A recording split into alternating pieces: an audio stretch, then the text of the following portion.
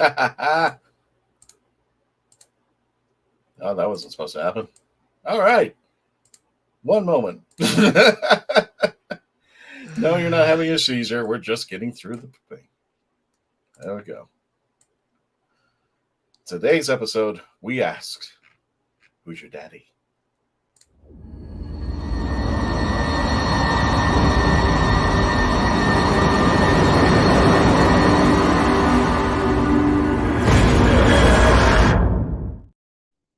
You can't have my puppy. No, you can't. Surrender the dog. No, not Toto. Surrender the puppy. Dismiss. I will have the dog.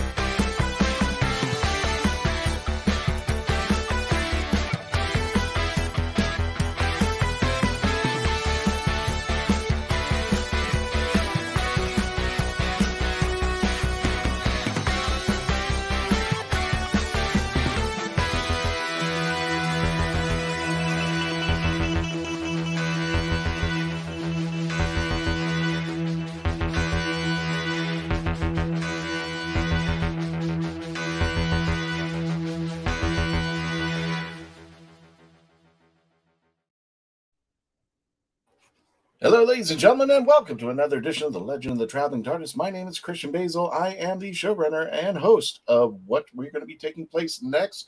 And I want to thank you all for joining us because we continue our journey as we move closer, ever so closer, to the 60th anniversary. We look back on previous episodes that we haven't had a chance to review, so we get the chance as we're moving forward to the 60th anniversary.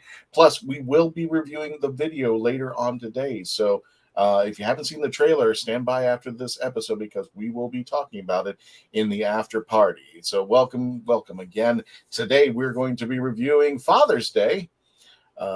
This is during the Eccleston run. It premiered on May 14th. So just a couple days ago, it just premiered in 2005. It was directed by Joe Ahearne and written by Paul Cornell.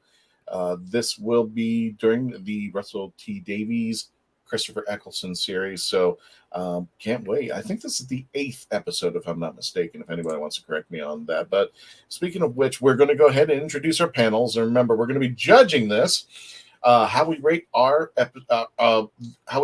the episodes. We get between 1 and 10, 1 being not so great, 10 being awesome, best episode ever. And we will be doing this very shortly. And don't forget, we'll be running your chats. Dave and I will be hitting them up. Melanie had to take the night off, so this is going to be the test of all tests today. Again, thank you for joining us, and my name is Christian Basil. Welcome there. Speaking of which, let me go ahead and remove the banner so we can see Mr. Chapman himself. How are you doing there, Dave? I'm doing. Where are you? I am in Calgary right now. Oh, okay, cool. Not in my usual space. So, are you all familiar with like when you turn your computer screen or your phone screen to like night mode? Yes. And it goes for that the blue light to that very, very warm amber light. Mm-hmm. That's outside my window right now. Okay. Alberta is burning down. We've got wildfires galore, and it hasn't been. Oh, I was going like, what? You got a concert or something? Yeah, no, it's not good. Burning down the house. On and off evacuations all over the province. Oh God, are you okay? I'm fine. I'm deep in the city. London would burn before I do. Oh, jeez. But the smoke, it was pretty windy overnight, so the smoke getting up this morning was apocalyptic. Don't forget, this is Jake Chapman. He is the rathole.ca. If you talking about board games, cross your fingers because we may have a special interview coming up that Dave and I are putting together. But check it out. If you have a big love for board games, check out Dave at the rathole.ca. Speaking of, I just saw his picture. That's why I'm a little hesitant to bring up his camera. Speaking of board games, I don't know where we're going with this. The Reverend Alec. What the deuce? What? Check out the Reverend, better known as Tom Kosak, Revs, Raves, and Rants on the YouTube channel. Don't forget to subscribe. No, I saw you with fingers up, and that's why I was like, wait a minute, what's he doing on the camera? Dave crossed his fingers. I'm crossed my fingers for Dave. There you go. Oh, thank you there. Pots. Exactly. Insert Archer meme here, phrasing, whatever. Everybody's talking to each other there. How you doing there, Tom? Paraphrasing. Everybody's talking to each other. Tom, how you doing there, my friend? Well, I thought my life was rough. Dave, oh my God. You will survive. Oh, yeah. We all will survive. Oh, look, he's doing okay. Yep. Mark Robinson, the Candyman from the UK, says stay safe out there for you, Dave. And Andrew says roll a double 6 days. Hopefully he rolls a 20 to get out of there. That's terrible. I'm glad you're okay, says Nekobat. Thank you for everybody for coming on tonight out there. And our next item up for bids, well, just because he's in order of what are you doing there? Now let me get I do it. Switch. There he goes. Mr. Nick Smith. Hello there. I am reporting. I beg your pardon? I was about to say from the Cosmic Mask, the Nadu Appreciation Society. How you doing there, sir? You become a regular. I'm glad you're aboard. I'm good. Yeah, you're keeping me hanging in there. I like it. I'm in Music City, Nashville today, and there are no fires. Hopefully it'll stay that way. Yes. I hope so. That one would be cool out there. No. Speaking of cool, well, I've got two people to pick from, so oh, well, he's not unmuting his mic, so I'll get the other guy. There we go. It's okay, Freedom. We saved the best for last. I'm going to play it there. Mr. James Engstall from Jimmy Radio on the YouTube channel. Don't forget to subscribe over there every Sunday night at 10 p.m. I think it's 10 p.m. Central or Eastern? Eastern, 10 p.m. Eastern, 7 p.m. Pacific for the live show. For the live show, you want to check it out, you can chat with all of his guests when he's got them on there. I've been guest on there. He's had quite a few people up over there, and we've also had people from Pensacon. So how's it going there, James? Good. I'm in flame-free St. Louis. No fires here, luckily. I feel very bad for Canada burning as it is. It's horrible. Yeah, we wish Dave the best of luck out there. Don't we feel so bad? Do I need to cross my fingers too while I'm here? Is that no? Everyone's doing okay. I think everybody's doing okay. Okay. Just stay away from forest fires. Yeah. Speaking of forest fires, we saved the best for last. Yes, it's the legendary Dr. Freedom himself, Brian Buress. He's ready. I'm getting the truck ready to go to Canada. All right. I'll go save them. Well, yeah. Don't forget to check out Brian and Dr. Freedom from news from in and around the Whooniverse, and most of the time in his parking lot. Yep, every morning in the parking lot around 5:20 Eastern Standard Time, I do a live show because I've got about 15-20 minutes to kill before I go into work. So that's live every day. If anyone wants to, sit down, just chat about anything in general, sci-fi in general, whatever topic you want to bring up, we'll discuss it. There you go. And speaking of discussing it, everybody's here. We're going to be doing the panel, Who's Your Daddy, for tonight, because we are talking about, whoa. Oh, hi. I wasn't expecting that. Just for a bit of context. Wow. My goodness. Now where in juxtaposition are you? For those who where don't know your geography or just aren't around here, I'm going to pull this map. That's Montana below. That's how big Montana is. That's how big Alberta is. Where are you in juxtaposition? I'm down. You'll see Calgary near the bottom there. So I'm not actually near the fires, thankfully. Red Deer, where I normally am, and where Alicia, who's one of our viewers, is up in the middle, right at the bottom of all of that. But yeah, there's your Dakotas. Oh, jeez. And there's the fires. So basically 2 states worth on fire. Wow.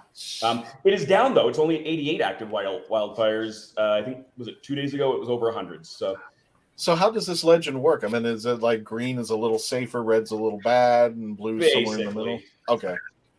Jeez. And how did this start? It's summer. It's summer. It just happens. It's some dry leaves. Gotcha. It's not great. We always have some kind of wildfires, but this has been one of the worst and one of the earliest seasons as well. Wow. So But yeah, I had my house full of evacuees a few weeks ago. It's really, Alicia. We're all pulling together. Yeah, Alicia, like I said, is right at the bottom of all of those fire maps. Is right around where she is. It was almost a blackout. Jeez, there. And Andrew Moore says, "Goof dog." Yeah, goof dog day. So I'm safe here. But yeah, there we go. Red is that the other. And Alicia's with you too, so you guys are safe, right? You guys are in safe position. Okay. I certainly am. Like I said, she's further north, but I'm fairly all man manufactured. Yeah. Wow, a lot of stupid people. So there's people who are still out riding their quads. There's still people out there, having their barbecues when they're not supposed to. And I mean, some of it is just, like I said, it's been very hot, very, very dry. Yeah. So I mean, the slightest cigarette will. Yeah. Cigarette, even a lightning strike could set one off. Yeah. Yeah. Do they do? I know we have them here in Florida, and I know certain states do it. Do you have control burns? Not as often. Okay. Yes, but not generally in a lot of those areas, because a lot of those aren't really as populated as easily. Our current government has not been doing an ideal job of over the last 4 years of dealing with the preparation and whatnot. Right. That. But it's been, it's not great. Mark Robinson says, Dave, ain't there snowfall falls always in Canada? No, this is our 2 weeks without. Oh, okay. Actually, honestly, we had about 3 days of rain. It is not uncommon for May long weekend, which I think is next weekend? Question mark. Yeah, the sun being magnified to it like a magnifying glass. Okay, got it. Yeah. Yeah. It does not take much right now. Yeah. But yeah, our last snow of the year is often May long. Gotcha. So the end of May. Dave, do you have control of the chats? In September. Do you have control of the chats or anything? Or I do. Sorry. No, you're fine. I just wanted to switch over there. Just want to let you know what we are going to be doing. We are reviewing the 8th episode. Thank you for Tom for pointing that out. Father's Day. Father's Day is Christopher Eccleston as the Doctor. Billie Piper is Rose. We also see the introduction of Pete Tyler, played by Shaun Dingwall, and Jackie Tyler comes back, played by Camille Coduri. And we get to see the introduction of the monsters called the Reapers or the Time Reapers or stuff like that. And we will be rating it very shortly there. Don't forget to rate yourselves as well. Before we go to commercial break, we're going to go ahead and get those ratings. And, of course, as you've seen in previous episodes, the lowest score will get to go first, and then we're going to work our way up to the top score. So without further ado, let me go ahead and get those ratings. Dave, how would you rate Father's Day? I'm going first. I really? Okay. You gave it a 6. Okay. A 6. How do you know you're going first on this one? Because most people really like this episode, and I'm just kind of meh on it. Okay. Nick, how would you rate this episode? I am going to go with a 9. With a 9 there. Tom? I'm going last. I give it 11. Okay, we're going to give it a 10 because I don't do 11s here. Dr. Freedom. What would you give it rate? I gave it an 8. Gotcha. So far, Dave is going first. James, are you going to go first, or are you giving? I give it a 2. I want to go first. No, I'm kidding. No, go ahead. How that rolls out there. No, I concur with Dr. Freedom. I think this is about an 8 as well. Okay. Without further ado, Reb's giving it 10 TARDISes and a diner. Okay. I understood that reference. Out there. Speaking of diners, because there's really no segue. When we return, we're going to go ahead with Dave first. We're going to be reviewing. Don't forget to jump into the chats and tell us your number and why you gave Father's Day the number that you did. Whether, again, it's between 1 and 10, 1 being bad, 10 being awesome, and all the numbers in between. When we return, please continue to stay logged on, tuned in. We will be right back.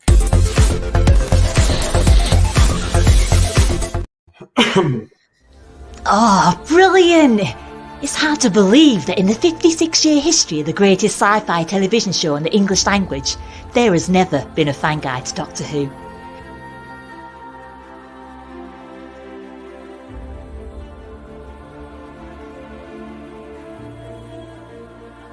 The official books might give you what they think you need to know, but only a guide written by a true fan will give you what you really want to know. Join WHOvian, the brilliant Mackenzie Flaw, as she takes you on an intensive journey inside the world of the first female Doctor. In the Binge Watcher's Guide to Doctor Who, Season 11. Right, let's get a shift on. Meet the Doctor. I'm the doctor. But not the one you were expecting. All right, sexy. It's time to go home. Doctor Who Velocity, streaming now. We are a touring acoustic duo crashing kitchens around the country. We go from house to house every Friday night and we create music, we create food, a good time, we stream it live and we do it for free. So now we're just really kind of like trying to develop it and build a community group that people believe in, then they'll help us. So we played from our rehearsal room, we played from the bathroom, thankfully that didn't catch on. I probably played guitar in my room, not for anyone, in front of anyone, nobody heard, for probably about 10 years. And then one Friday night we played from the kitchen. It's the main place people want to be. It's where the food is, it's where the drink is, it's where the best lighting is. You can go to any party and I guarantee you, the kitchen is going to be popping. Our ultimate goal, I think, would be to crash kitchens every Friday all around the world.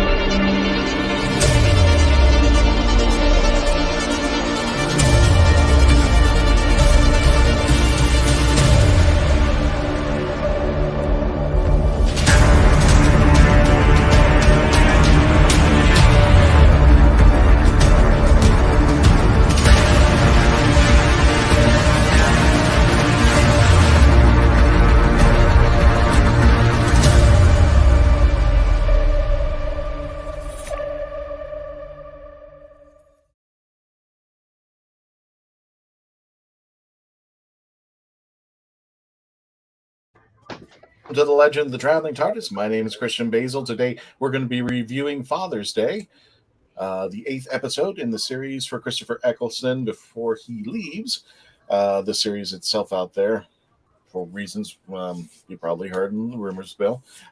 Again, this is starring Christopher Eccleston as the Ninth Doctor and Billie Piper as Rose Tyler. Of course, if you've ever seen our reviews, 1 being last, 10 being great, the lowest person in our panel will be going first. And don't forget to go into the chats right now. Give us your number and the reason why. Dave gave the episode a 6, so Dave's going to be going up first. Dave, you gave Father's Day a disappointing 6. Why? What happened? I have to admit, some of this is I don't love the 9th Doctor episodes, full stop. Okay. That's automatically going to bring a lot of them down. Not all of them, though. Jackie drives me absolutely insane. In this I can understand that. I can understand that. Benny! It's that same nails on the annoyance. So that kind of brings it down. And just in general, it's not a bad episode. There are good things about it. It just kind of, to me, it felt more average than amazing. I do like what it tried to do. And I recognize we're watching this 20 years later, basically. Yes. So it's, at the time, it would have been reintroducing a lot of these concepts. Which is one of the reasons why I have a hard time with the whole season, is because it's reintroducing all of this stuff that the rest of us already know. And I don't disagree with them doing that. They had to do that. It just doesn't make it as enjoyable for me as it might otherwise. So you think time is putting a damper on this now, years later? Yeah. Would you have given it a different rating when it premiered as opposed to now? I mean, I didn't come back into Who until several years after that, so hard to say. Maybe I would. Jack, because there would be nothing there to compare, so there's nothing for it to be less than. Jackie's just so annoying. Oh my god! But I mean, there's just there's just stuff that you don't otherwise see or that never get referenced again, quite frankly. Like every now and then, I think there's been 1 or 2 references to the Reapers since, but not really anything significant. I don't even know if they mentioned them in. We did one of the Masters audios. They're off hunting vortex creatures, and I don't even think they mentioned them there. Like they just kind of, it's gone. Never before do you get you don't really get the TARDIS stop being a TARDIS ever. It's so rare for them to cross paths the way they did, or for the Doctor to even let that happen. Mm-hmm. There's just so many things that don't gel with what you have now, or before, or even in a lot of those cases. So it just felt out of place in character wise as well. Was there anything positive that you would put to this episode? I mean, it does show off a lot of things. It reintroduces the fact that the paradoxes you can't interact with yourself. I would have loved to have seen more Reaper stuff because those are really kind of a cool concept. I've got a little blurb. I'm as we go through these, I'm also reviewing the role playing game, and I've got a blurb about them. They don't have a stat block in the role playing game because they are basically indestructible, untouchable. You interact with them, you're dead. And there is something ominous about that didn't feel as ominous because they couldn't go that dark. Whereas if they brought them back, they certainly could. Like if those Reapers were around now, or even in like Matt Smith era, this episode would have been much darker. Which is interesting enough because the Reapers show up, and I could have sworn I got to watch it again. I might have missed it, but the Time Lords are not around to stop the Reapers. Usually his people were around to do this, but now time gets fixed by these creatures that come flying down and pretty much, well, I don't know what to explain to them, but you only see their wings cover up the person, and then they look like they get consumed or they're irradiated or whatever these Reapers do to these people. So it's kind of they're weeping angels. Poof, they're gone. They're weeping angel, but I think they're taken out of existence. Diablo Ex Machina. Yeah. So that's kind of an interesting take. Any more redeeming values to this episode? There's got to be something good. It's like I said, it's not a bad episode. If it showed up on the TV, I wouldn't turn the channel or something. Right. To me, it was just very average. I really liked how they did do a lot of good things. The car constantly reappearing to try and time trying to correct itself was really, really neat. You get a few more cracks towards what's going on in the Time War, but again, not really a lot of it. So they could have gone farther into that. They just they couldn't do what they could have done now. Right. If this episode had been even Tennant, but specifically with Matt Smith or with Peter Capaldi, this would have been an entirely different episode. Well, for me, this is kind of like the long game, which is kind of just building up to what's going on. More explanations of the Time War, more explanations about of Rose and how she interacts. I love the fight between them the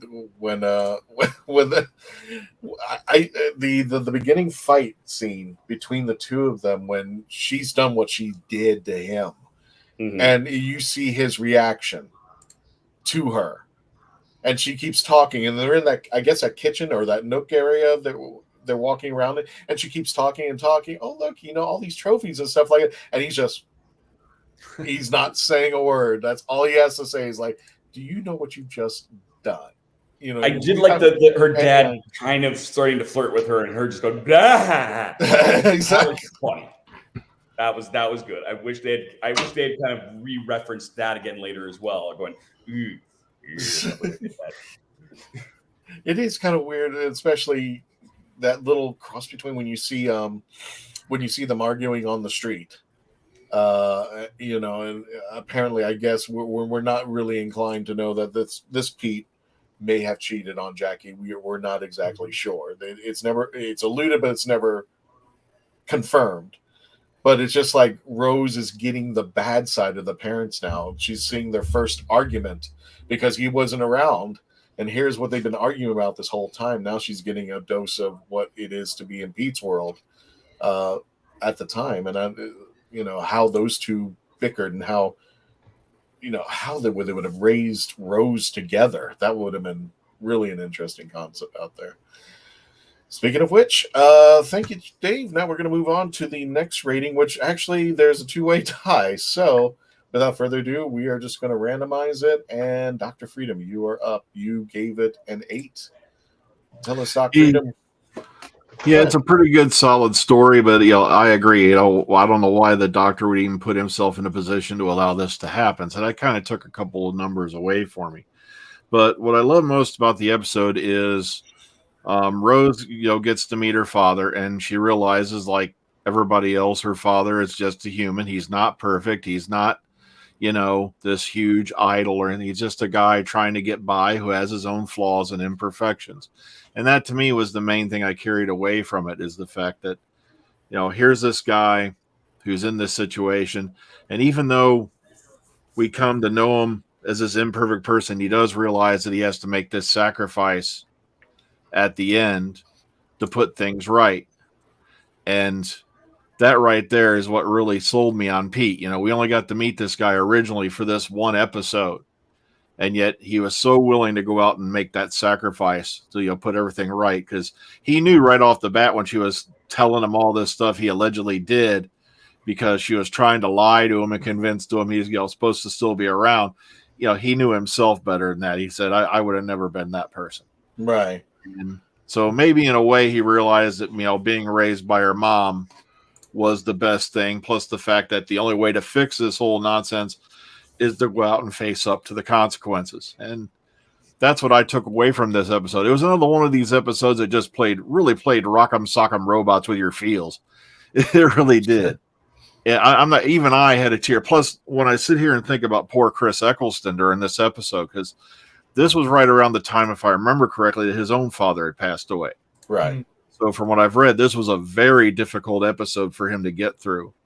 And plus the fact that while it's kind of Dr. Light, you do get enough of the doctor in here that, you kind of see where he's coming from. He's felt betrayed, that he feels used by this person. He's put all this trust in. This is probably the first person he's put any trust in a long time, after coming out of the Time War.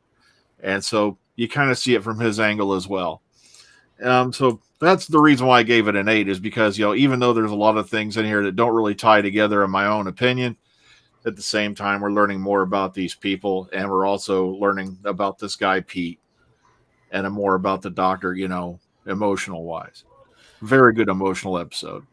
Do you think we're being too judgmental? Because it's been 20 years since this episode came out. It was part of the starter kit of Doctor Who as far as the 2005 continuation.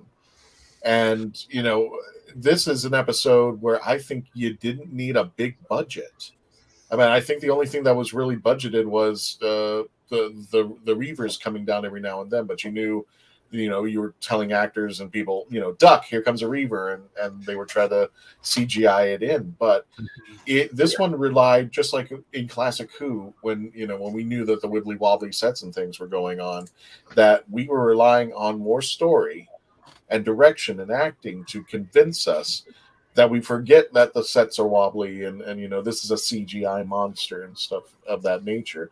Do you think we're being fair in the concept that because it's an older episode, that it gets a little bit of a downplay, or do you think that this has stood the test of time?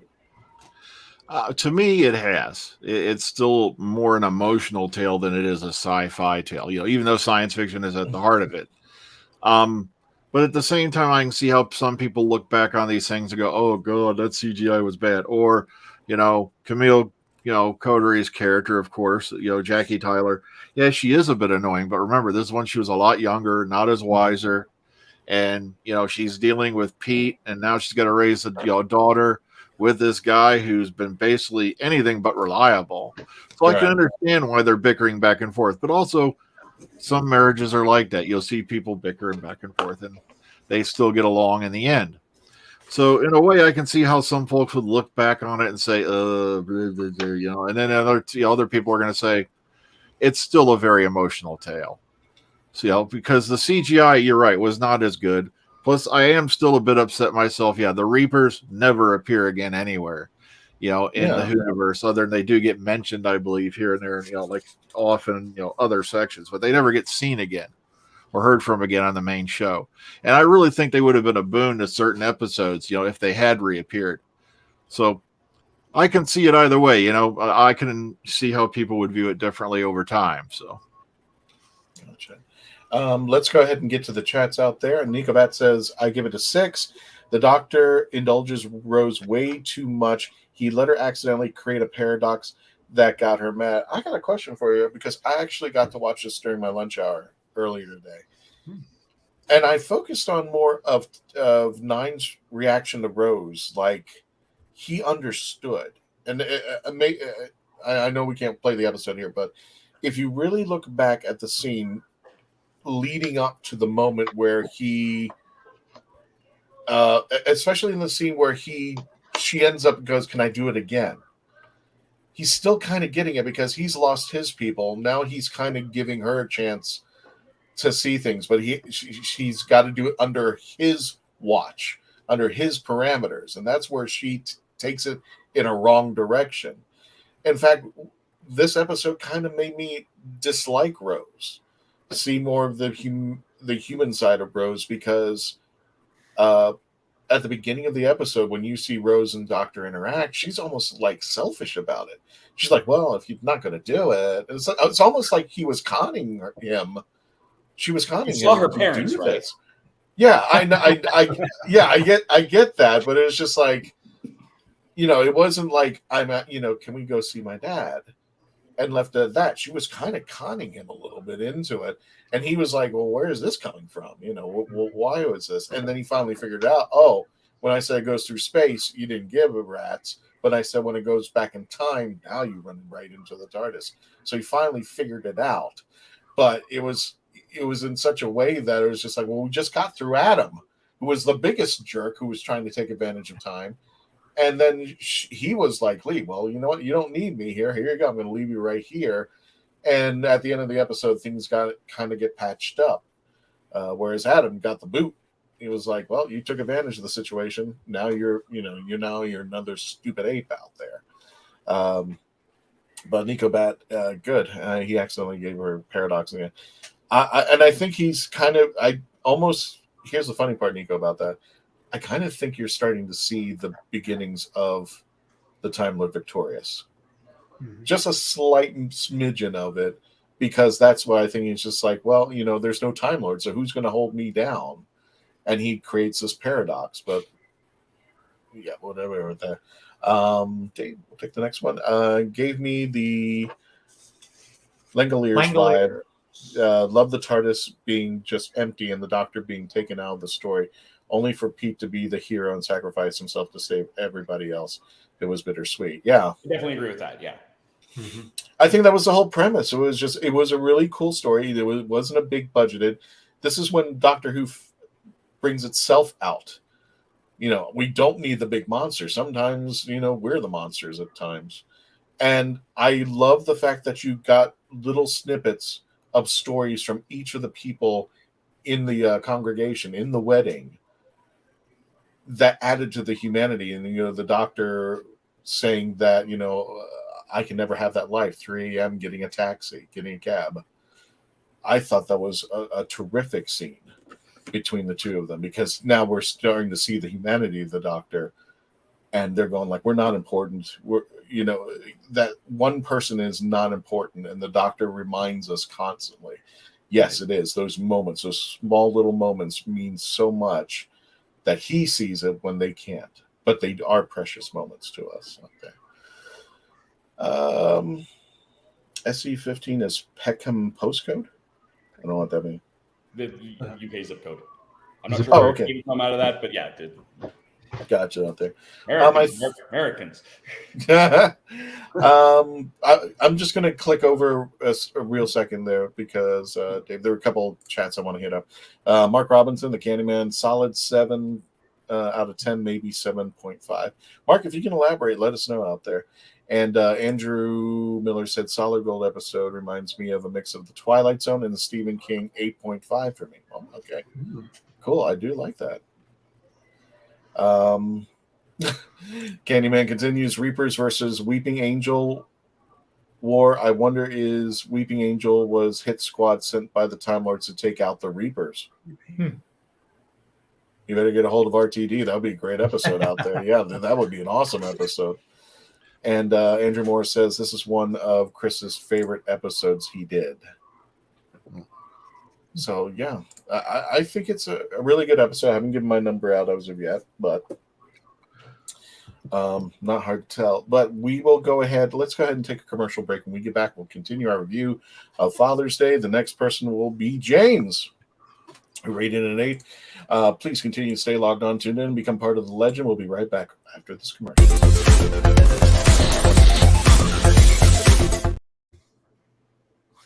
You have more options than ever before when choosing a film, a television or internet series, a book to curl up with, or even a radio show or podcast. Get to know the people who are creating for you. The Hangin' With Web Show, hosted by award-winning author and journalist G.W. Pomacher, is the internet's fastest-growing web talk show series. The Hangin' With Web Show features professional, yet casual, in-depth interviews with creative arts and entertainment pros. Meet the people behind a digital revolution in creating more quality content than ever before in the history of media. Find the Hangin' With Web Show on YouTube, Facebook, or Twitter, or simply go to www.hanginwithshow.com. That's www.hanginwithshow.com. Famous Faces and Funnies in Melbourne, Florida is leading the way in pop culture fun. From comic books and graphic novels to Funko Pops and collector's items, Famous Faces and Funnies has it all. Rick Shea and the professional team at Famous Faces and Funnies are friendly and knowledgeable. Whether you're looking for toys, props, collector treasures, or a new comic book, Famous Faces and Funnies is your one-stop shop. To find Famous Faces and Funnies on Facebook and Twitter, just type at FFF Comics. Hi, my name is Jamie Engel, critically acclaimed author of The Toilet Papers, Places to Go While You Go, a short story collection suited to match your bathroom needs. Only have to go a little? No problem. I've got stories under 1,000 words for you. Far from poopin'? I've got you covered, with stories over 5,000 words to keep you occupied, while your latrine stays occupied. And that's not all. The Toilet Papers is endorsed by the fine folks from Squatty Potty, the stool for better stools. But don't take my word for it. See what Dookie the Squatty Potty unicorn has to say on YouTube. You won't be disappointed. Well, I've got to go, but you can grab your copy of The Toilet Papers on Amazon in ebook or print, or get an autographed copy from me at therightangle.com. And don't worry, I promise I'll wash my hands first.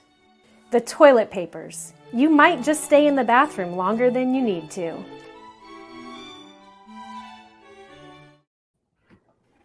The time of this recording, as of May 19th, the Legend of the Traveling TARDIS will celebrate its 11th birthday. Now, keep in mind, we didn't do the podcast until about midway through this, but this is the first day of the launch of the Facebook page and our social media platforms as they grew up. So happy birthday, Traveling TARDIS, that little piece of metal that started it all, just like Mickey Mouse did for Disney World. That little piece of metal, it all started with a purchase on Amazon. And we are now cruising into the 11th year of the Legend of the Traveling TARDIS. And we want to thank everybody for joining us and being a part of the legend. And we hope to be you tonight. If we have earned it, please don't forget, as you can see on the bottom, subscribe to the YouTube channel, youtube.com/the Legend of the Traveling TARDIS. If you want to help us out, please, super chats, super things are always welcome. If you're catching this live right right now. You can send us a super chat and super thanks if you are watching after the premiere. Hey, any little help counts to help us get over to conventions, or as who is it? I think it's Tom who says, oh, no, it's our Candyman. Mark saying, help me get a better computer so we can play games and stuff out here. So I just want to thank everybody on this episode. Appreciate everybody who's been with us since day one, since we premiered all those years ago to the day that if you just joined up and signed up. We hope you stick around. We hope you are having a great time, and we hope you become part of the legend. My name is Christian Basil. Again, we're here with our team who are reviewing Father's Day, the 8th episode of the Christopher Eccleston run out there. And James was next. He gave it an 8 out of 10. James, tell us what you liked about Father's Day, what you didn't, and let's go. Yeah, I liked this one. Just it was a different story to what we got. A lot of I started really into Doctor Who with the 9th Doctor.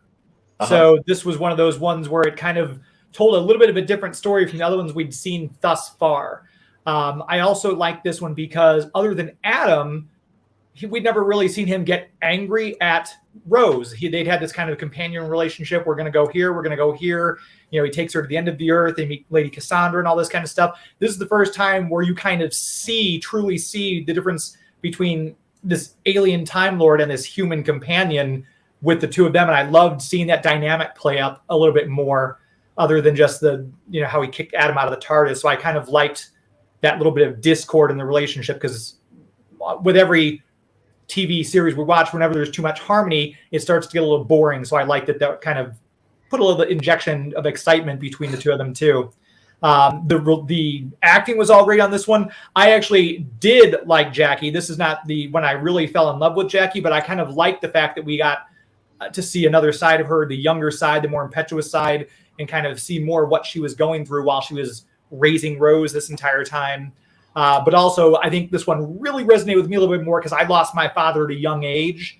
And so I think that's one of those things when you've got that something to anchor you to an episode where you connect with it more. I think that just kind of resonated with me for this one as well. So I'd say those are my reasons of ranking it as highly as I do in really an extraordinary series overall. I really liked 9's run. That's awesome, dude. I'm sorry. I just recently lost my father. I think just right before the pandemic. And I have a question for all of you. If you were given a chance, if you could go back in time, the Doctor takes you back and you see the moment that everything happens, would you do it? Would you pull Pete out of the car's way? Or would you just let things go? Pete, particularly, no, I'd let him go. I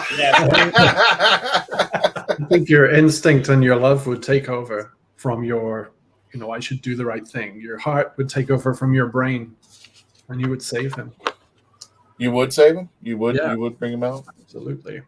Gotcha. Even though the universe might be at maybe the cost of it. Yeah, but it's my dad. Yeah, I get you that there. And there was one discussion that I was a little bit concerned about out here was the Doctor and, the kind of breakup that they had for temporary. That's just got to be a funny shot right there. The temporary breakup between the Doctor and Rose as far as their friendship's concerned, because she went too. Thanks, Tom. She went too far. Do you think she went too far, knowing what's going on out there? Oh my God, I'm gonna. Do you think the Doctor do you think the Doctor was right for taking her back and putting things right? And God. Yeah, I think, like I said, I think this was the first time, obviously, in hindsight, looking back, I think Clara Oswald was a much bigger brat than Rose ever was. But I think this is the first time we do see Rose kind of like I agree with the previous assessment that you did kind of like, oh, well, that's not a good look. The fact that she's doing this, it's this selfish thing, and that she endangered the universe by doing so. But then again, you can kind of put a little bit of that blame on the Doctor for allowing her to be in that situation. So I don't know. All right. Well, I don't know what to say here about that. We got some chats coming up over here. Dave, if you want to grab them real fast out there. Again, one of the things I did really appreciate about this episode was, I'm not even doing a review yet because I'm at the end. So thanks, Andrew.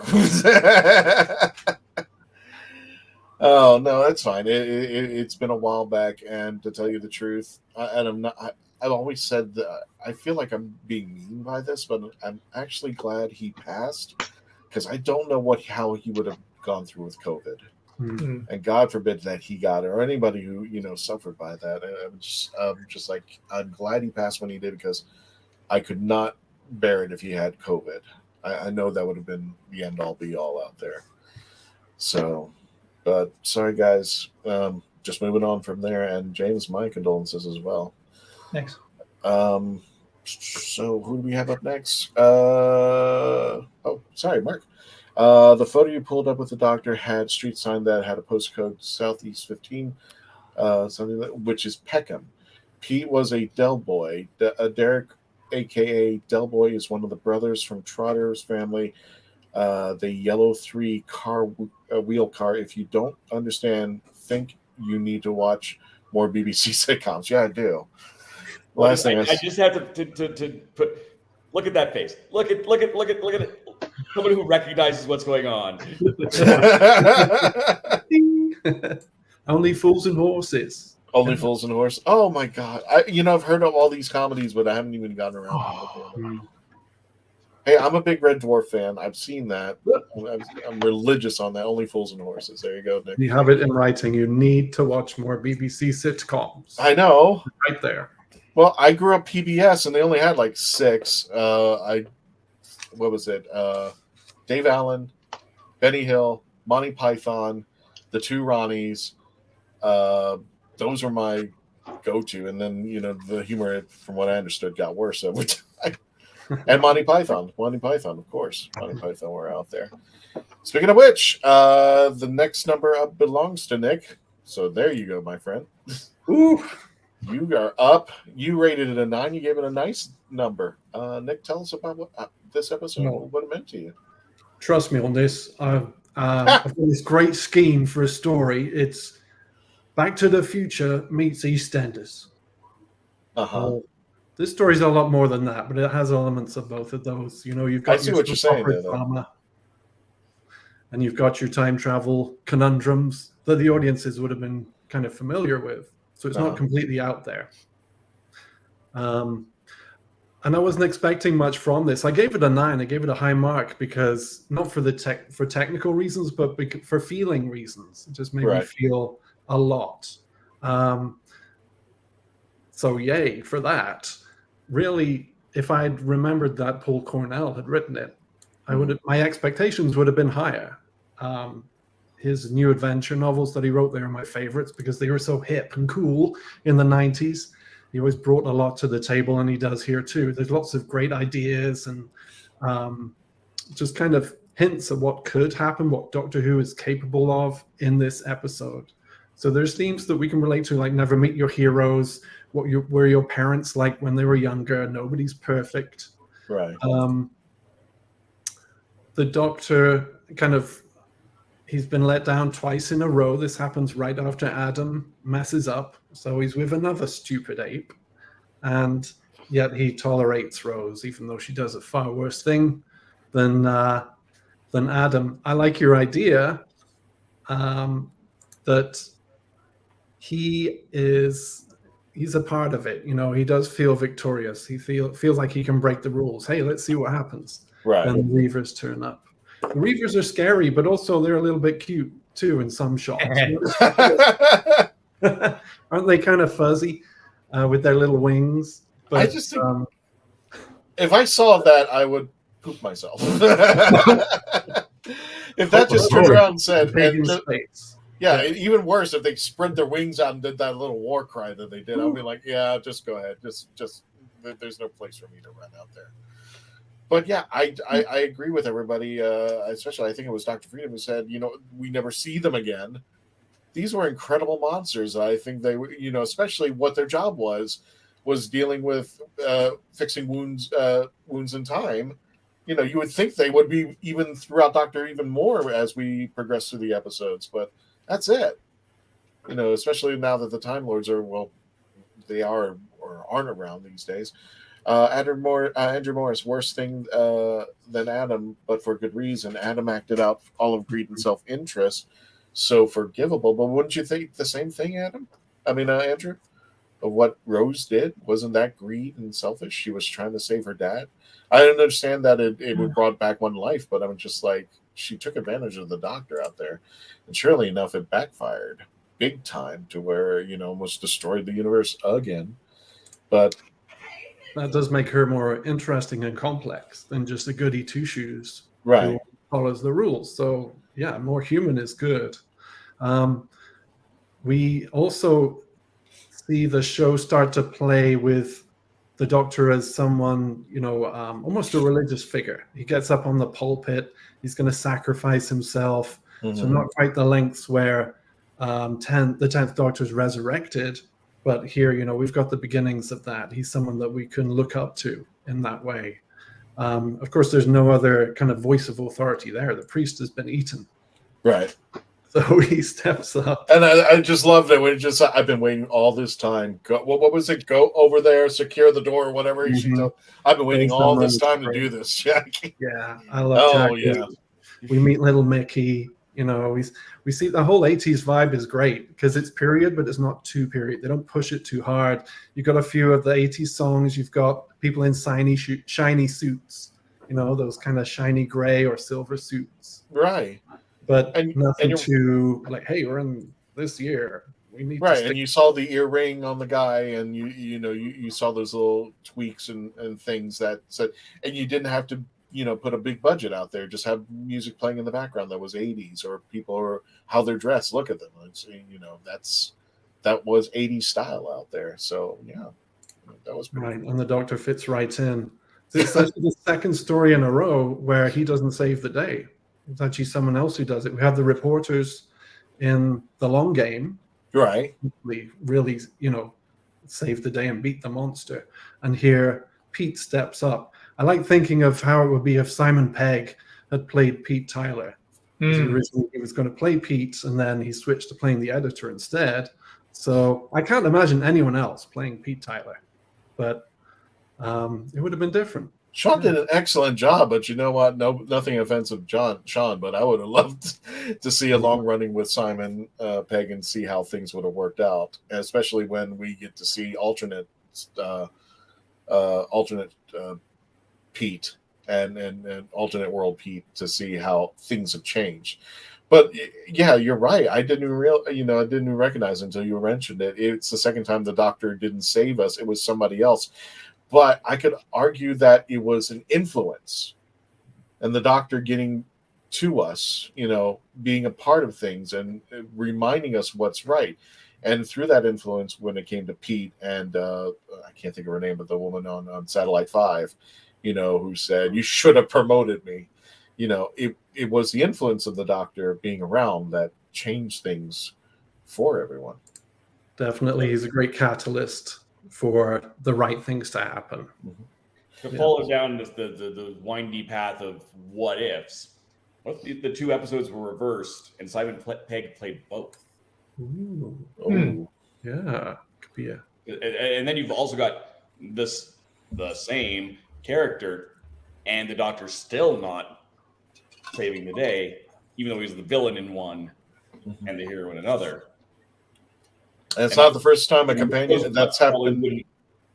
Having gone through this episode first, it would not have been weird for Rose to go, wait a minute. Like, there would have been, as it would be if doing it in the order that it is. Well, it's not the first time that kind of thing has happened. Freeman Agyeman played two characters in a role. Yeah. Karen Gillan, before she became in the Marvel world, she had two roles out there. So it's not the first time. Peter Capaldi became a character like Colin Baker beforehand, and then ascended to becoming the Doctor. So yeah, I would love that idea. I just think I like the idea. Not that I didn't love Shaun. Shaun did an excellent job playing Pete throughout his run, but to see Simon Pegg actually become more part of the WHOniverse in that regard, that would have been, I thought that would have been very interesting out there. Speaking of interesting, we are coming up to the end of the show, but we're going to wrap it up with Tom, who rated this an 11, but only we can go up to 10. So, Tom, this is the perfect episode. This is the episode of Doctor Who. How did you get to a 10? Because it also reminds me of Time Cop with Jean-Claude Van Damme. Because you cannot meet your other self. In that movie, he had to go on his original self went in one direction while he came from the future and tried to stop the bad guys who came from the future. And at the end, he pushed the one bad guy into his other self, and they just merged together. And so never mess with time. Right. So that's for me. Don't touch the baby, Rose. Don't touch the baby. Hey, touch the baby. So the whole time traveling concept to me, that's always it. Do not get involved with your previous self in any other way. The idea at the beginning, this is your father. He was such a good man. He was the best person in the world because since he's dead, we want you to believe that. That's what every parent would do if child never met their other parent. They had the belief in it. So with that belief in her mind, say, well, could we go back? Could we do something? And then she did that impulse because she wanted to see, yes, if her dad came back, would it be that perfect life she wanted? Which, of course, never is. With Jackie, the way she acted, it's like, yeah, she doesn't know if Pete's cheating on her, and like, okay, all these things are going on. That's what children have to deal with in life all the time. So that's a greater understanding. I understand all these concepts. The doctor trusting in Rose, and okay, I'll let everything happen. Then, like, you know what? Look what you did. I don't know if I can forgive you. Was he going to go in the TARDIS and leave, or is he just going to cool down? We don't know. But when the incident happened, the Reapers came about. Not the Reavers. The Reavers were through X-Men. Had to clear that one up. Nice. Because the Reavers are a team of criminal cyborgs appearing in American comics published by Marvel Comics. And they're also really good at shish kebabbing. I understand that the Reaper's not appearing again. It's, they said it came back to, they sneak in when they see something's wrong and they just take advantage of the situation. Well, we want to start killing and eliminating more people. And, I can understand that. It's a big thing to bring them back again. So would it diminish the idea? Say, oh, you brought the Reapers back. Okay, you're just going to bring them back anytime you want to. Like I read, the original idea was bringing in one Reaper in the cloak, the Grim Reaper. But I said, well, let's expand on it. Let's bring monsters back to Doctor Who. So, okay, that's what I liked. It was their first appearance. It's not say, well, let's bring them in again. It's not a Dalek thing. Let's bring in the Daleks again and just show them off. And we'll give them different arm attachments this time. Like, no. One time, I'm good with it. It made sense to me. Throwing in Mickey's. Oh, he's attached to everyone. Okay. I almost said it. Didn't say it. Well, no, the Reapers, I can understand they come back. Not only were they good monsters, and they made perfect sense, and they all evolve around time. That's their basis. That's their existence. Just like the Weeping Angels. They could have come back during 10th or 11th. Right. Time, if you do Daleks like almost all the time and stuff, and like, well, what about all these other characters? What about all these other bad guys? And like I said, one of the things that I've not liked of the Jodie series was that I was like, we do have a treasure trove of so much stuff that's behind. What would it look like to bring them up into the present day? They've already got a story, and in some cases, they've already written out their lineage. So why not go and revisit and take about it? Because there's some really good stuff that we just haven't revisited. I mean, what would the Weirin look like in CGI form? What would that look like when they're crawling around stations now and doing that? We can do this now. We have the capability, so why not just do it? Their whole 10 TARDISes for a diner plot twist. It's not clear, and these check, please. There's a dinner from Spaceball. Yeah, I would definitely, if that crossover ever happened. Yep, I'm watching. I completely agree with that. Well, ladies and gentlemen, we have come to the end of this episode out here. I got to do it. What's going on? I'm ready. All righty.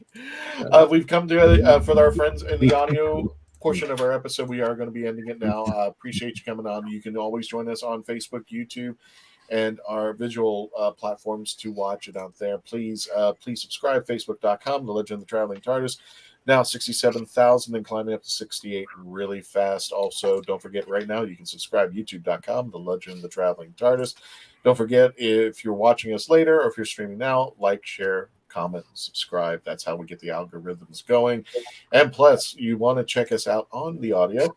iHeartRadio, Sci-Fi.radio, Odyssey, Spotify, Spreaker, wherever you listen to your favorite episodes. Download wherever you listen to your favorite podcasts, and make sure, like Dr. Freedom, like James over at Geek to Me Radio, like the Rev, like the Rat Hole. Make sure you're visiting them, subscribing, because us little guys would really help it. It really helps us when we get all the support. I'm sure they enjoyed the same.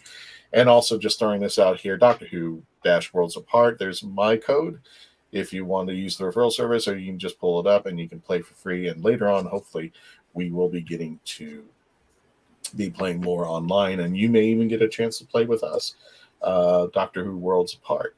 We will be ending the audio portion of the show. We're going to continue into our after party.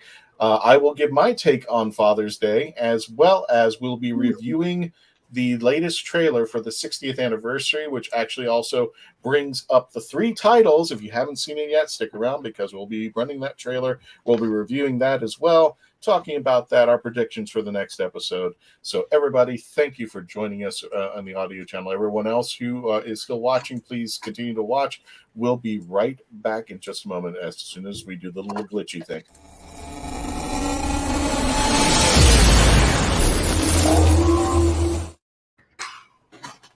There we go. That was the glitchy thing. Andrew Morris, they have used it due to the states, I believe. That's fine. It's not every year, but yeah, there's definitely a yeah, they could break it up every once in a while out there. Speaking of which,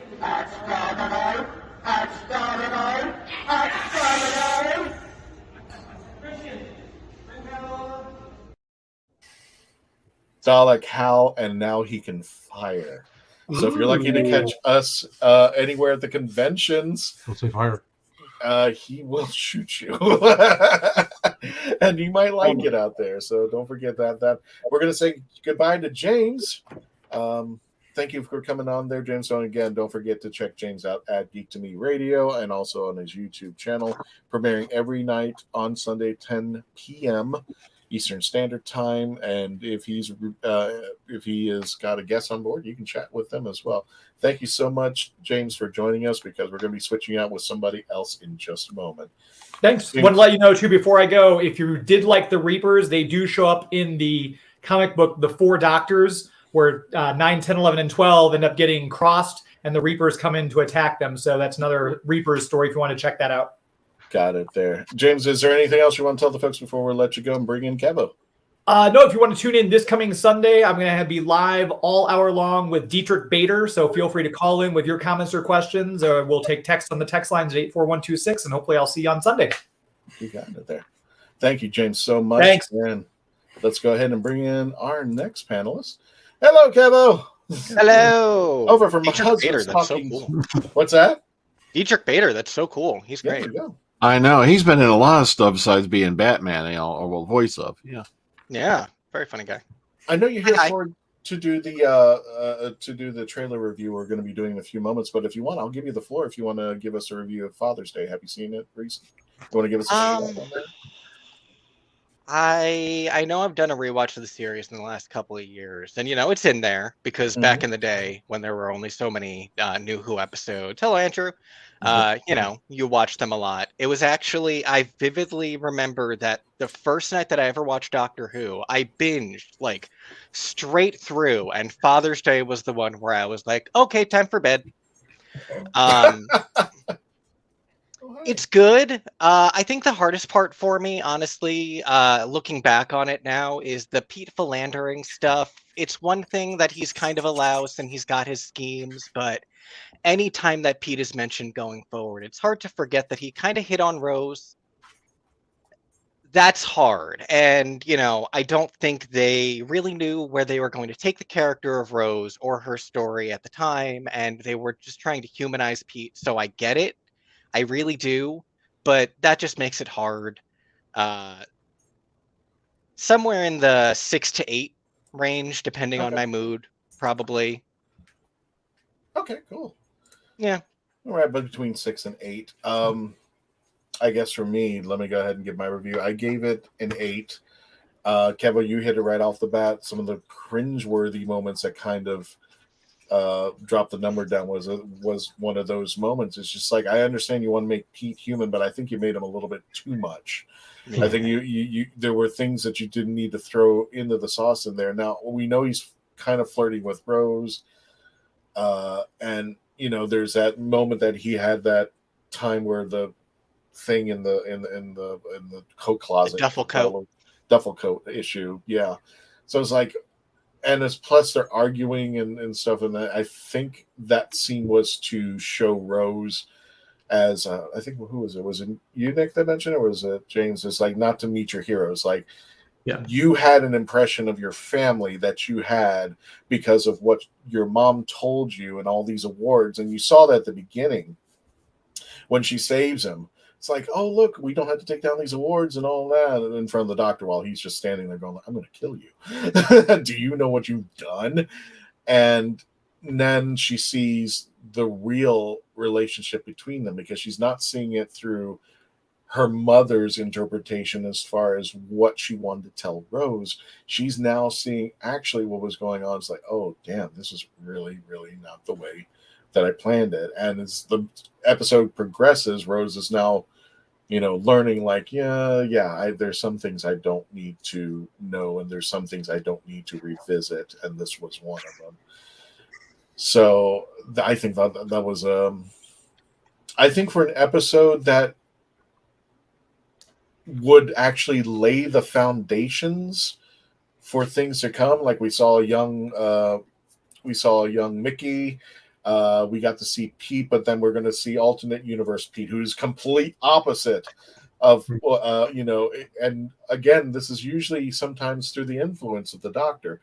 As we were mentioning in the earlier, was it you, James? I'm trying to remember. No, it was you, Nick, who mentioned that this is the second episode where the Doctor didn't save the day. I didn't think about it, but in the previous episode, it was one of the journalists. He was stuck until she got up there, snapped her fingers, and opened it up. And this time, the Doctor wasn't around. He was eaten for whatever the Reapers do, and Pete figured it out and saved the day. But it couldn't have been done without the influence of the Doctor being in that episode. If it wasn't for the Doctor being the influence, that's how he saved the day. And maybe he wasn't there at the moment where he was, where everything was the catalyst. He wasn't part of the catalyst change, but he was there to be able to influence the people who needed to be in the right positions to be the catalyst. And like I said, I started to hate Rose in this one because I was like, well, how is she better than Adam on this in making that decision? And then even in the beginning, she was being very manipulative, as I mentioned beforehand. She was like, well, if you don't want to do it or whatever, it's just like, wow, this guy gave you all of time and space, and now that she was doing it for selfish purposes, which I know it's saving her father, but now she realizes the damage that could have been done, or what Adam could have done, had he gotten all that information that he's locked up in his head from the snap of his finger. So it's not a bad episode. Gabe's disappeared for a bit. It's not a bad episode. This is an episode where it is budget light, but where I think some of the best Doctor Who comes from, when they have a very small budget, or that they didn't do too much on this, and still it's the acting, the directing, the moments that we had with some of the people at the wedding, that they were there and we got to get their backstory as well. I thought that was incredible. And then still, one of my favorite moments of Eccleston's time is when he's with the soon-to-be bride and husband, and they're just talking about, how did you meet? 3 a.m. get in the cab. And the doctor is just realizing, I can never have those moments in my life because this is what I've chosen to do because this is who I am. I will never be that person. But these are still, as he said in the beginning, Pete was supposed to be dead. And the most important thing is a living man. That's what it is. And it can manipulate things along the way. And he was important because if it wasn't for him, the Reapers wouldn't be there. So let me see here. Oh, David's just dropped out for a minute there, and he was running. Oh, there we go. All righty. So without it sounded like the apocalypse was happening outside, but it was just. Oh, okay. No, if you got to go, I totally understand. I'm not going to check on stuff. Apparently, Kevo Dave is having a roast outside his house. Oh, I heard. Yeah. Mara Robinson says Claire did the same thing, didn't she? Question is how far do you try to save a loved one? I would even go as far as, I forgot who mentioned it, when she betrays the doctor, when she throws that final key to save Danny. So dramatic. Yeah. And he's just looking at her like, no, you're not going to do it. No, you're not going to do it. And she does it. And that moment, I think this is just brilliant Moffat writing. Do you think that betraying me would, change our relationship or change anything? And that's everything that could be possibly wonderful about Doctor Who. You got Capaldi saying those lines right to Claire. Claire is welling up. And everybody, I guarantee everybody had the feels just like, wow. Those are the moments when we know the doctor is a better person, that he makes us a better person when he says those things.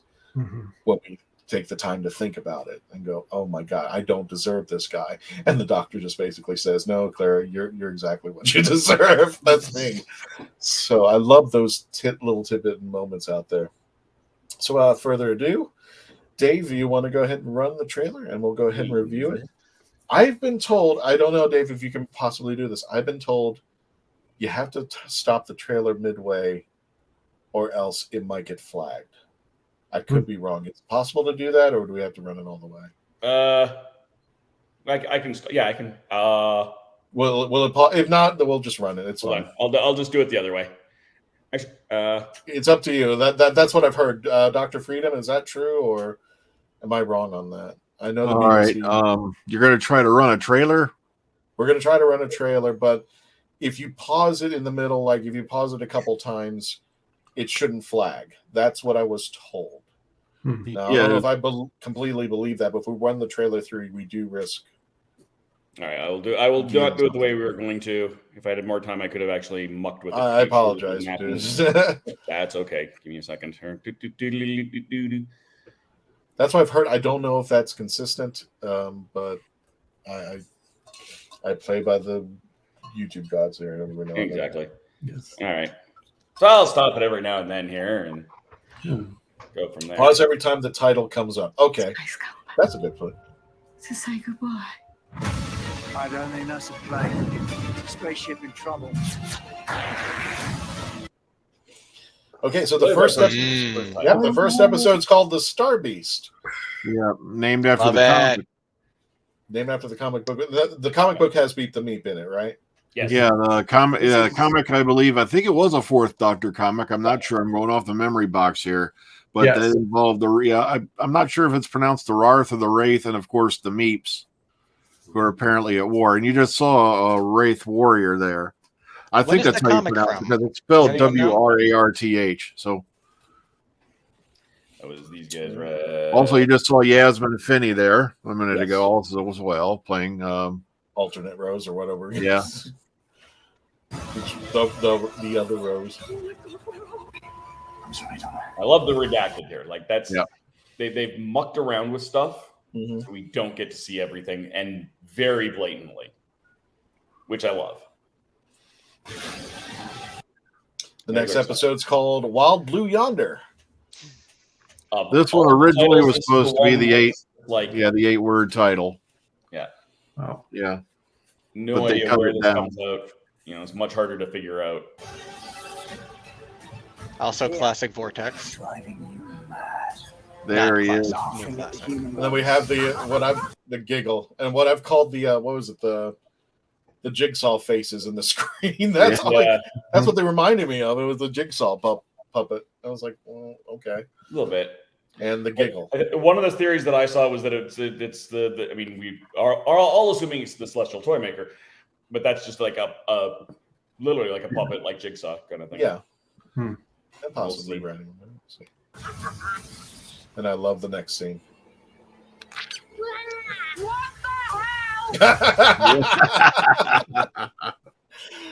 Just stop it right. Catherine Tate responds, "What the hell?" So, I've never reviewed a trailer. I guess we can do a 1 through 10 if we want to do a trailer, and we'll just do a quick response to it. So I would give it a 7.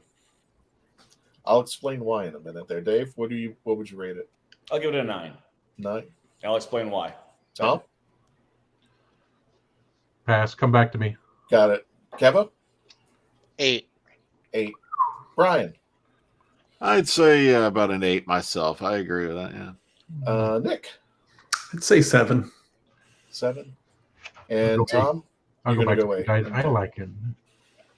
Ooh. I'm going to say 7. And the reason why I'm saying this is, remember, and I saw this on another show, remember when the 50th anniversary came out?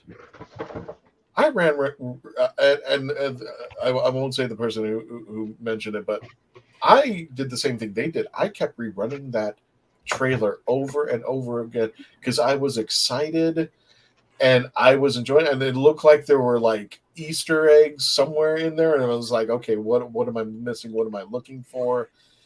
I'm not saying that this trailer wasn't bad, and I'm not saying that it didn't appeal to me, but I guess I was spoiled because I saw the 50th anniversary trailer, and that got me pumped up really much. This one was kind of more of like a teaser than a trailer to me.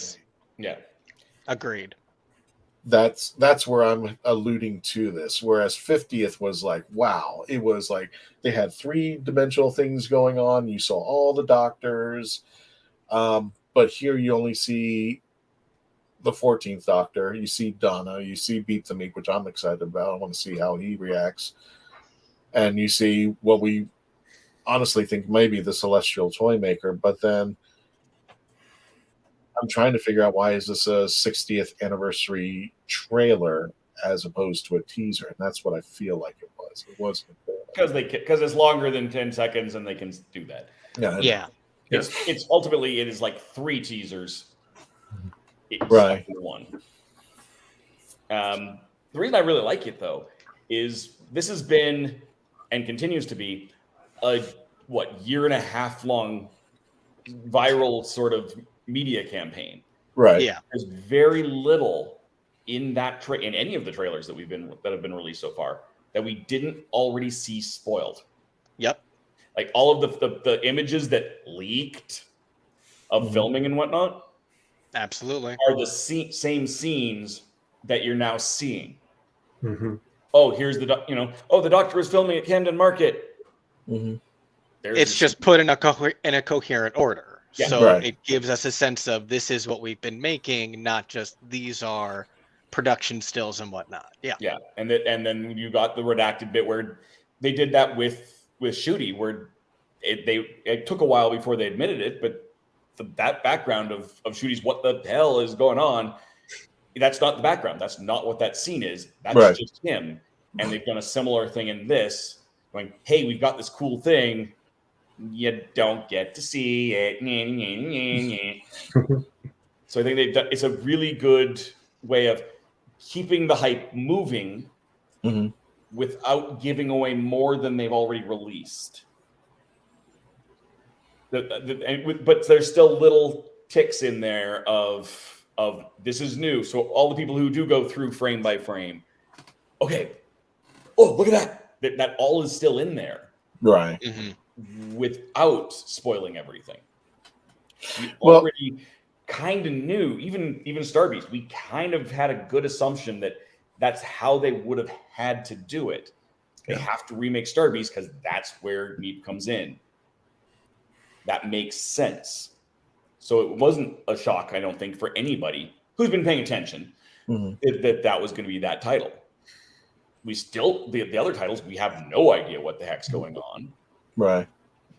So those don't spoil anything. So yeah, that's why I think this is a really, really good trailer. All things is they've used all the stuff that, whether it was legitimate leaks or RTD just leaking stuff himself, because he's admitted to doing that leading up to Shooty's announcement. Right. He was controlling the Well, as I mentioned beforehand, and this is nothing new when it comes to the big corp, big Hollywood, big corps and all that. Everybody goes, oh, wow, there's this leaked footage. And I said, do you really think it's leaked? Or did they just let you or somebody go out there and record because they want this? And for me, I think, this is my opinion, you could counter it, I think it gets more traction when it's a leaked photo than it is a trailer. In my mind, if somebody is leaking something, and you can see this throughout, and Dr. Freedom, you know as well as I do. If somebody has a leaked footage or a leaked video or a leaked thing, that seems to get more traction, more discussion, more talk than if I put out a video of something that I want you to see. And the question always comes up too: is it actually leaked, or is this somebody going like, "Yeah, I pulled up my photo and and I showed the dancing"? Because as you mentioned, Dave, everything that was leaked is now in this video. So we're not giving you more than what we told you were getting. Now this is purely speculation, but we know that they do it. So. And this is one of the things that was newer. I don't think I've noticed the puppet before this was come out. So this was one of the bigger things. John Logie Bear, pirate puppet. And Andrew's got all sorts of info on here. Here we go. Thank you, Andrew. Oh, okay, cool. Or Thank Andrew, you, what did I say? On October 2nd, 1925, Baird was working in his laboratory when he was able to successfully transmit the first television picture. It was a grayscale image showing a ventriloquist dummy's head. The ventriloquist dummy was known as Stocky Bill. If I saw that as the first transmitted picture in my house, I would probably run out of the freaking house. Yeah, that just brought over Jigsaw vibes to me. It's just like, if I see that in there, I'm like, get out. Yeah, but you wouldn't have had a TV yet. Play a game. Thing, right? It still would scare me. Still would scare me pointless. So how excited are you guys for this new series? Based upon the trailer, how excited do you feel about what's going to be taking place now? More excited than I was. Mm-hmm. It did, again, without spoiling things, it still confirmed a lot of what we knew. Especially, like, that was my big question is, are they doing Star Beast? Mm-hmm.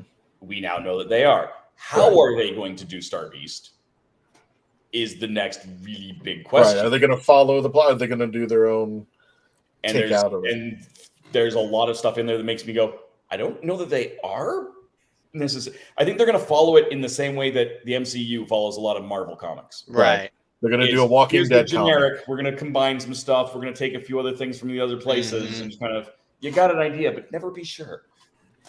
Right.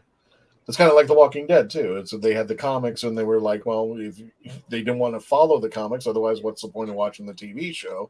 Yeah. So they kind of needed it out. They went into this other direction so they could avoid some of the things that were happening in the comics so that nobody knew the answers to it. But I'm very interested. I don't know if it would get...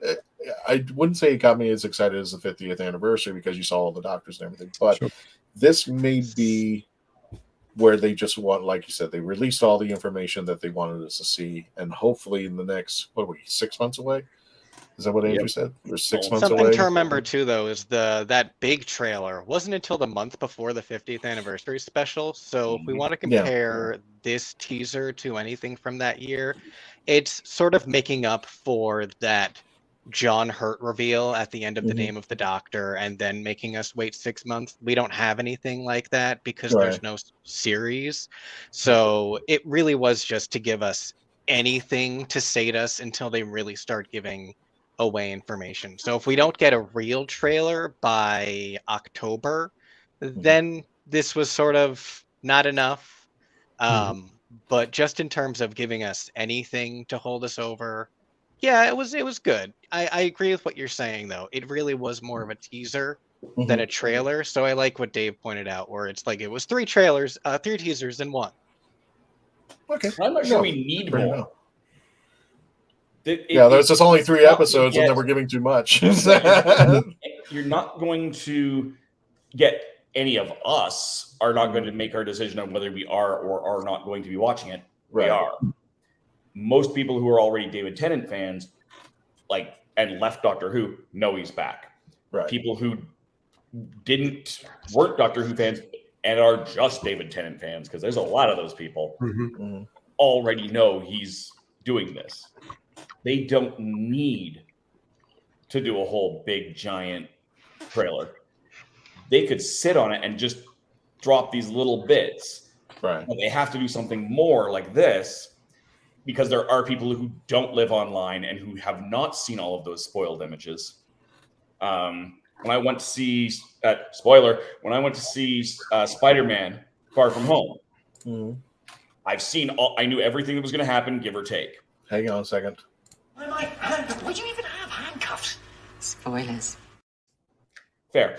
And Andrew Garfield does his big entrance. Right. And the girls behind me gasp in a complete shock because they had no idea. And it's like, I've missed the days where you could have that. I want us to have every doctor in existence in this thing and not know till they're on screen.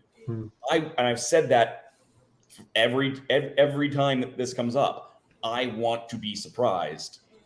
And I love that they theoretically could have a ton of surprises in store for us. Right. Well, and they've done it without completely undermining all of the shooty stuff. Right. Yeah, because we know he's in. We saw him at the end of The Power of the Doctor. He's got a bleep mode and he's wearing David's outfit. So we know that it's going to happen. Yeah. We know it's going to transpire. We know it's in a different location than where he was. What the hell's going on? What the hell is going on here? Whatever he says at that moment. Yeah. But it's kind of weird. I know this sounds crazy. I knew in advance. I guess I'm kind of different from you because I knew in advance what was going to happen in the Spider-Man movie. But that actually attracted me to go watch the Spider-Man movie because I knew it. It didn't startle the surprise. I know the 3 of them were in it, but it actually, oh, wow, that this is going to happen. Now I want to see what's going on.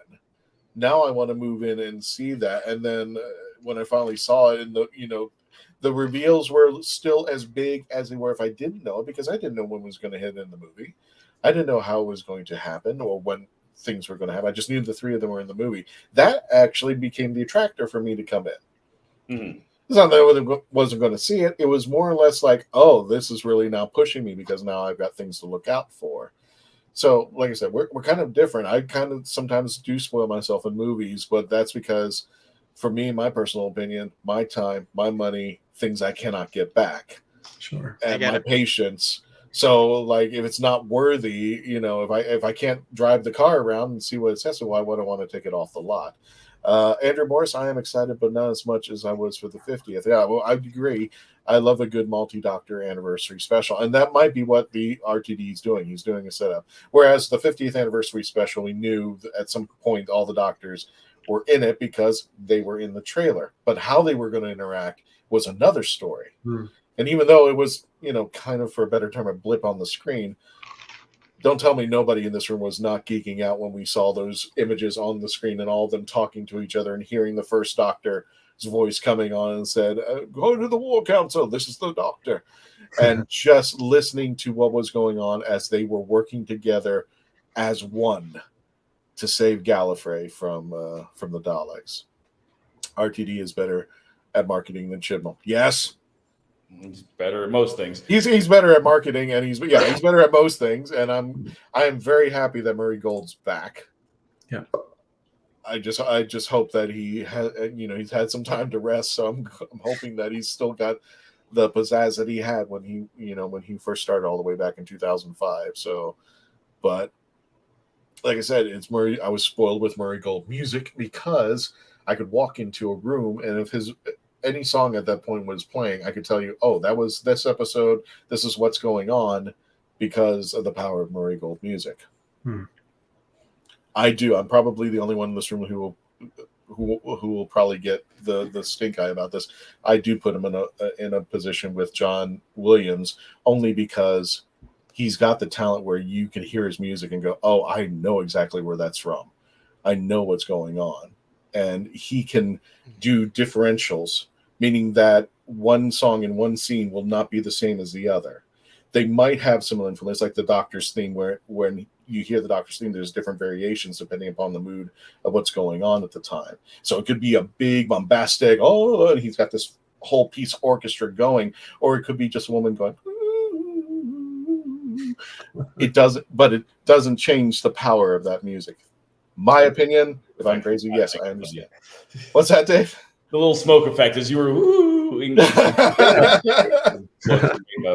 I'm just happy to see the gang's all back, and hopefully we will see some incredible stuff, and they've taken up to a new level on that out there. Hey, Gadget, didn't in the 50th the Fourth Doctor curator say to 11 in years you might come in years to come you might be revisiting a few just the old favorites? Yeah, he did. In fact, the curator's in Big Finish. Yep. So this is if you haven't heard it, Stranded, he's in it. I think he's in another couple episodes of the Eighth Doctor as well. But yeah, he does, and he does revisit the old faces. And why not the 14th Doctor be David Tennant for the third time out there? Why not? So, gentlemen, is there anything else you would like to bring to the table? Let me get to. Did we hit all the chats, Dave? I don't remember what that was. It's store. Was this the rave store, Mark? Dave explained Cyberdog to the rest of the guys. This is a store that was do tell. basically just a giant rave. It was all black lights, and they had a DJ, and it was a trip. Yeah. Okay. Yeah. That's the one there. Okay, so yeah, if you watched the episode that I was going through a bunch of the footage of me and Mark hanging out, I did have some video of that, and yeah, they had dancer cages up over here, and you go down, and there was a big DJ going on, and they had all the black light lit up clothes you could find. There was everything. It was a really, really cool experience, and if you ever get the chance to go, even if it's not your style of music, okay, bring some earplugs or whatever, but go and just kind of experience the oddity of that as a retail space. And Andrew Morris adds to something I like: the Spider-Man No Way Home owes 3 doctors a debt. Yes, he does. Yeah. Yes, they do. Because I loved it. It was the same Peter Parker, but completely different in all 3 universes. One was a little bit more shy. One was a little bit more youthful. One was a little bit more, the Maguire Spider-Man was a little bit more mature than the others. You could tell. The Andrew Garfield had what's that? He didn't have a choice. He's old. Yeah, he was a little older, but it played well that he had a little bit more mature especially when he meets Doc Ock, which we're going into another genre. But, it's really weird to think that we could get that for the 60th anniversary specials of all David Tennant's doctors. We could see the 10th Doctor, the 14th Doctor, the Meta-Crisis Doctor. Oh my God. So I wouldn't hate it. 14 and 10. No, I wouldn't hate it either. I just like the 3 of them look at each other and they're just like, what? In succession. What? And that's I wrote it. Copyright Kevo. Andrew Moore says, have you guys seen the new TARDIS interior? Is that the one that looks like I've seen a couple of different shots that they've said of the TARDIS interior. I'm just going to let that fly. So we've seen it in white. I think we've seen it in purple. We've seen a few different options of maybe it's massive and this giant cavernous thing. Maybe it's not. Yep. 10A, 10B, Meta-Crisis, and 14. Well, we know there's going to be some kind of lavender thing to it because in the latest filming photos, they're using a lavender light for the interior of the TARDIS police box prop. But from what we're hearing, yeah, just not including the pictures, but what from hearing, it's pretty phenomenal. just off the descriptions that have been coming out from various people who've seen it. Like even RTD. Didn't the RTD talk about it a little bit? But very little. I think he just kind of mentioned it enough to get people talking and moved on. Yeah, sure. I'm curious. I'm just curious because I would love. I think we talked about this, Brian. That it's like I like the idea that we actually go into the bigger on the inside to an astronomical level, and that this thing looked like a hangar, and you could do scenes inside the TARDIS now from different points, different rooms, different angles than just what we had when we grew up from Hartnell to McCoy, where it's just the round things on the walls, and we just moved a wall, and it's like, oh, now this is this room or that room, or it's the zero room, which way is the console going to be facing this week, right? Or where's the scanner going to be this week? Did we destroy the old console? Did it rain on it? Or for you folks who can remember it, anyone else here remember the third Doctor, the salad bowl TARDIS? Were the big roundels that look like salad bowls? Yeah. Oh, goodness gracious. Okay. So that's Cyberdog the outside. Yep. Oh, wow. Make it bigger. I can't make it bigger. Oh, there we go. And the inside, like I said, the inside is every bit as weird and spectacular and crazy as that. Nice. Cyberdog. I thought those were Cybermen when I first saw it. Sounds like a spin-off of RoboCop. What's that? Well, we come to the end of the show, folks. Let me go ahead and give the shout-outs. Kevo Reese. Check him out, Kevo Really, at Instagram. Also, Husbands Talking More or Less. You know what, Kevo, I'm going to let you take over. Hang on a second. Let me grab it. There we go. Hey, what's up? You can check me out at Exodus for Show, where we live stream broadcast every weekend. At least one, usually two, talking about all sorts of cool multimedia stuff. What did we just covered Zelda Tears of the Kingdom last weekend. One of our partners, TK, is really into that, so we covered a little bit of history on Zelda. I learned a lot. There's a lot I don't know about Zelda, so that was fun. And this weekend we're going to be covering Muppets Mayhem and the Apple series Silo. So two very disparate topics. Gotcha. Dr. Freedom, talk to us. Tell us where people can find you. Well, let me see. Over on YouTube on the Dr. Freedom channel, if you want to just sit around live chat early in the morning, 5:20 Eastern Standard Time every day, we have Tales from the Parking Lot, where you just sit there and rant about various topics. Or if as news comes in, I'll have different live streams popping up in the afternoon. So stay tuned. Reverend Abagan, where can people find you on the Revs, Raves, and Rants?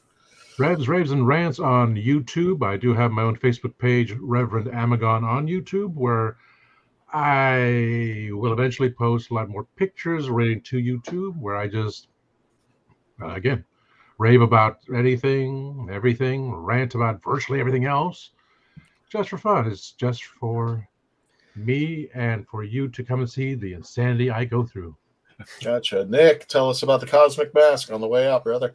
Yes, Cosmic Mask is a zine from DWAS. Please reach out to me. You've got stories by some of the people here, some of the hosts, but also we're always looking for articles and fiction and art. So track me down and send me your stuff. And to wrap things up, Dave Chapman of the rathole.ca, where everybody can get a hold of you. Kevo, what time is that show again? Just 6 p.m. Sunday. Okay. No, I may just try and tune in. But yes, you can find all of my social medias at Linktree. That's linktr.ee/therathole.ca. I'm about 4 people away from a nice milestone over on YouTube, so feel free to jump over there and give me a subscribe. I will have a couple of really interesting interviews and live stuff going through over the next month and a half. I just have to kind of get everything in the right boxes to make sure that happens. So definitely give me a subscribe, and you'll get some very interesting gaming. Tabletop gaming and interesting stuff. Gotcha. And as we wrap up, folks, next week we'll have a brand new episode. We'll be talking to Bonnie and Matthew from Comcast Cerberus. We have been invited. Now, we will not be there in person June 10th to the 11th, but we will be there in virtual. We'll be hosting cons online here at the Legend of the Traveling TARDIS, live as we broadcast and stream live over at the Huntsville, Alabama location at the Holiday Inn in Research Park.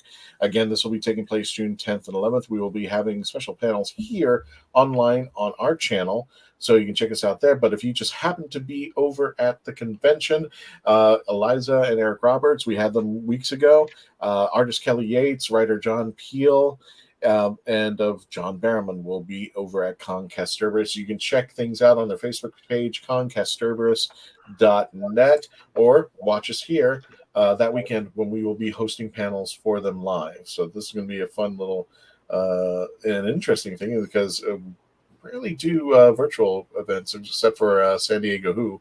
So this will be the second time we'll be doing a virtual event like this for a convention out there. And don't forget, on the way out, what's that? We did or some of us did DragonCon. It wasn't the Traveling TARDIS, I guess. No, that's okay. Do us a favor right now before you leave. Subscribe to the YouTube channel, youtube.com, the Legend of the Traveling TARDIS. On the way out, like, share, comment, and subscribe. Let people know to help the algorithms out there. We are on TikTok at the Traveling TARDIS, and also facebook.com/the Traveling TARDIS. We're closing in on 68,000, and hopefully we'll make it to 70 by the end of this year. And if you want to listen to us, iHeartRadio, sci-fi.radio, download the app for free. Odyssey, which used to be CBSRadio.com, Odyssey, Spotify, Spreaker, Podbean, and Player FM, where you listen to your favorite stuff, or you can just watch on here live. Thank you so much for joining us, folks. Don't forget to say goodbye on the way out. Please continue to always become part of the legend. Stay safe out there, because we want you to be here every time we come out here at the Legend of the Traveling TARDIS. Take care. Tony, take us out.